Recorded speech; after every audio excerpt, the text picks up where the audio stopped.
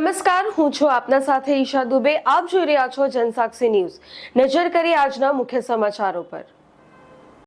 Bharuch એલસીબીની team Ankleshwar વિસ્તારમાં પેટ્રોલિંગમાં હતી તે દરમિયાન વિદેશી દારૂનો જથ્થો ભરેલ એક્સયુવી કાર અંસાર માર્કેટ તરફથી અંકલેશ્વર થઈ ભરૂચ તરફ જનાર હોવાની માહિતી મળી હતી.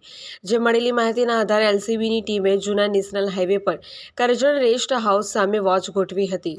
દરમિયાન કાર આવતા તેને રોકી અંદર તલાશી લેતા વિદેશી દારૂનો જથ્થો મળી આવ્યો હતો.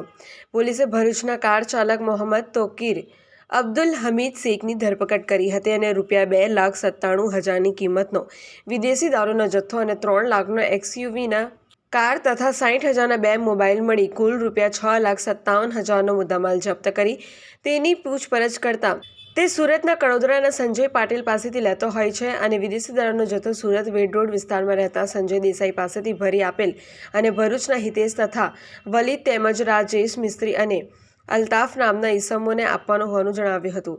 પોલીસે તમામ 6ને વોન્ટેડ જાહેર કરી તેમની વિરુદ્ધ અંકલેશ્વર બી ડિવિઝન પોલીસ મથકમાં ફરિયાદ દર્જ કરાવી હતી. પોલીસે ગુનો નોંધી વધુ તપાસ હાથ ધરી છે.